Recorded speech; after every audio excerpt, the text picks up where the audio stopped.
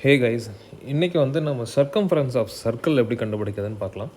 So இதுக்கு முன்னாடி வீடியோஸில் நம்ம ஸ்கொயர், ரெக்டாங்கல், ட்ரையாங்கிளுக்கெல்லாம் சர்க்கம்ஃபரன்ஸ் பார்த்தோம் இல்லையா?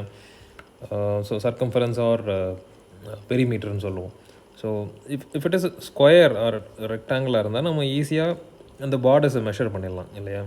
ஸோ ஒரு ஸ்கேல் வச்சு மெஷர் பண்ணால் நமக்கு பெரிமீட்டர் தெரிஞ்சிடும். அது ட்ரையாங்கிளாக இருந்தாலும் சரி, ஸ்கொயராக இருந்தாலும், ரெக்டாங்கிளாக இருந்தாலும்.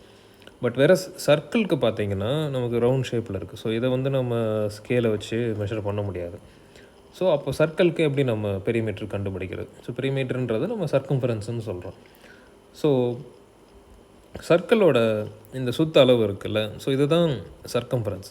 ஸோ இதை வந்து நம்ம ஸ்கேல் வச்சு பார்க்க முடியாதுன்றனால ஒரு எக்ஸாம்பிள், ஒரு த்ரெட், ஒரு நூல் எடுத்து இந்த சர்க்கிளுக்கு மேலே நம்ம இப்படியே கவர் பண்ணி அந்த லென்த்தை மெஷர் பண்ணலாம் இல்லையா? ஸோ அந்த த்ரெட்டை வச்சு நம்ம இந்த சர்க்கிளோட அவுட்டர் பார்டரில் வச்சு அந்த த்ரெட்டை எடுத்து நம்ம ஸ்கேலில் மெஷர் பண்ணி பார்த்தோம்னா நமக்கு இந்த சர்க்கிளோட சர்க்கம்ஃபரன்ஸ் கிடைக்கும்.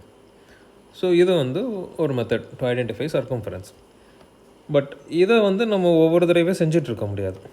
We need some formula, correct? So இந்த சர்க்கம்ஃபரன்ஸ் கண்டுபிடிக்கணும்னா ஒரு ஃபார்முலா வேணும். அப்போ தான் நம்ம ஈஸியாக கண்டுபிடிக்க முடியலையா? ஒவ்வொரு தடவையும் நம்ம ஒவ்வொரு சர்க்கிளுக்கும் நம்ம த்ரெட்டை வச்சு மெஷர் பண்ணிகிட்டு இருக்க முடியாது. ஸோ மேத்தமெட்டிஷியன்ஸ் என்ன பண்ணாங்க அப்படின்னா, தி நோட்டிஸ்டு சம் பேட்டர்ன். ஓகே, இப்போ இங்கே இந்த டேபிளில் பார்த்தீங்கன்னா சில எக்ஸாம்பிள்ஸ் கொடுத்துருக்கேன். இப்போது ஒரு சர்க்கிள் 2 சென்டிமீட்டர்னு வச்சுக்கலாம். ஸோ 2 சென்டிமீட்டர் ரேடியஸில் ஒரு சர்க்கிள் வரைகிறோம் அப்படின்னா, அந்த சர்க்கிள் நீங்கள் ட்ரை பண்ணி பார்க்கலாம். ஒரு காம்பஸ் வச்சு 2 சென்டிமீட்டர் ரேடியஸில் ஒரு சர்க்கிள் வரைஞ்சிட்டு அந்த சர்க்கிளோட சர்க்கம்ஃபரன்ஸை ஒரு த்ரெட் வச்சு மெஷர் பண்ணி பார்த்தீங்கன்னா உங்களுக்கு சர்க்கம்ஃபரன்ஸ் ரஃபாக இந்த 12.5 சம் வேல்யூஸ் வரும். ஓகேங்களா, ரஃப்லி. ஸோ அதே மாதிரி இன்னொரு சர்க்கிள் நீங்கள் ட்ரை பண்ணி பார்க்கலாம். 3 சென்டிமீட்டர் ரேடியஸ்க்கு த்ரெட் வச்சு மெஷர் பண்ணி பாருங்கள், இந்த சர்க்கம்ஃபரன்ஸ் வருதான்னு பாருங்கள். 3.5க்கு இந்த சர்க்கம்ஃபரன்ஸ், 4 சென்டிமீட்டருக்கு இந்த சர்க்கம்ஃபரன்ஸ், இந்த மாதிரி நீங்கள் ட்ரை பண்ணி பாருங்கள். ஸோ இதில் மேத்தமெட்டிஷியன்ஸ் என்ன நோட்டீஸ் பண்ணாங்க அப்படின்னா, இந்த மாதிரி நிறைய சர்க்கம்ஃபரன்ஸை கால்குலேட் பண்ணிவிட்டு இந்த சர்க்கம்ஃபரன்ஸையும் இந்த டயாமீட்டரையும் டிவைட் பண்ணி பார்த்தா ஒரு ரேஷியோ வருது. இப்போது ஃபார் எக்ஸாம்பிள் இதில் பார்த்தீங்கன்னா 12.5 டிவைடட் பை 4 இதை பண்ணால் நமக்கு என்ன வருதுன்னா 3.14 சம்திங் வருது. சம் பிக்கர் டெசிமல் வருது. பட் அதில் அந்த 2 டிஜிட்ஸ் டெசிமல் பிளேஸில் பார்த்தீங்கன்னா 3.14. இது வந்து எல்லாத்துலேயுமே காமனாக இருக்கிறத அவங்க நோட்டீஸ் பண்ணாங்க. இந்த சர்க்கம்ஃபரன்ஸ் பை இந்த டயாமீட்டரும் சரி, இந்த சர்க்கம்ஃபரன்ஸ் பை இந்த டயாமீட்டர், ஒவ்வொரு கேஸ்லேயுமே இந்த 3.14ன்றது ஸ்டாட்டிக்காக இருக்கிறத அவங்க நோட்டீஸ் பண்ணாங்க. ஸோ இதை வச்சுட்டு அவங்க என்ன பண்ணலாம், சர்க்கம்ஃபரன்ஸ் கண்டுபிடிக்கிறதுக்கு ஃபார்முலா டிரைவ் பண்ணியிருக்காங்க. அதாவது இந்த சர்க்கம்ஃபரன்ஸ் இருக்கு இல்லையா, இது டிவைடட் பை டயாமீட்டர் வந்து எப்போவுமே 3.14. அதுக்கப்புறம் நிறைய டெசிமல்ஸ் போகும். பட் ரவுண்டு டூ பிளேசஸ் பார்க்கும்போது 14 வருது.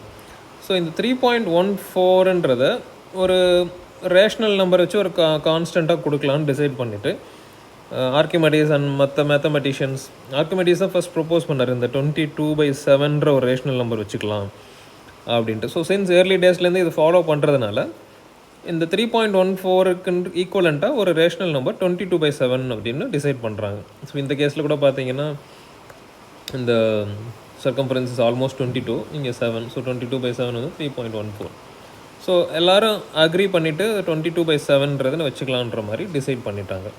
Okay, so that is how இந்த கான்ஸ்டன்ட் நமக்கு கிடச்சிது. ஸோ இந்த கான்ஸ்டன்ட்டுக்கு ஒரு பேர் வச்சாங்க, அதுதான் பை. ஓகே, ஸோ பை அப்படின்னா 22/7 which is equal to this 3.14. இது வந்து ஒரு கான்ஸ்டன்ட், அதாவது சர்க்கம்ஃபரன்ஸ் டிவைடட் பை டயாமீட்டர். இது பண்ணும்போது நமக்கு எப்போவுமே இந்த வேல்யூ வரும், which is a கான்ஸ்டன்ட். அதை பைன்னு சொல்கிறாங்க. ஸோ இதை வச்சுட்டு நம்ம எப்படி சர்க்கம்ஃபரன்ஸ் கால்குலேட் பண்ணுறதுன்னு பார்க்கலாம். ஸோ இப்போ நமக்கு 3.14ன்றது நம்ம பைன்னு சொல்கிறோம், அது தெரிஞ்சிடுச்சு நமக்கு. ஓகே, ஸோ அப்போ இதை எப்படி எழுதலாம், C/D is equal to பைன்னு எழுதலாம். ஓகே, ஸோ அப்போது C தான் நமக்கு வேணும். அப்போ C is equal to pi multiply D. Dனா டயாமீட்டர். ஸோ நமக்கு தெரியும் டயாமீட்டர்ன்றது நத்திங் பட் 2 டைம்ஸ் ரேடியஸ் இல்லையா? ஸோ அது வந்து 2r தெரியும். ஸோ இதை அப்படியே மாற்றி எழுதினோம்னா 2πr. So circumference of a circle வந்து 2πr. ஸோ இதுதான், this is how they derive this formula. So இப்போ வந்து நமக்கு ஃபார்முலா இருக்குது. இப்போ ஒரு ரேடியஸ் மட்டும் தெரிஞ்சால் போதும். ரேடியஸ் தெரிஞ்சால் ஈஸியாக 2πr ஃபார்முலா மல்டிப்ளை பண்ணி நம்ம சர்க்கம்ஃபரன்ஸ் கண்டுபிடிச்சிக்கலாம். ஒவ்வொரு தடவையும் நம்ம த்ரெட் வச்சு மெஷர் பண்ணிகிட்டு இருக்க வேண்டாம். Okay, so hope I think circumference of circle கிளியர்னு நினைக்கிறேன். இதில் ஏதாவது டவுட்ஸ் இருந்துச்சுன்னா கமெண்ட் செக்ஷனில் கேளுங்க. Thank you guys.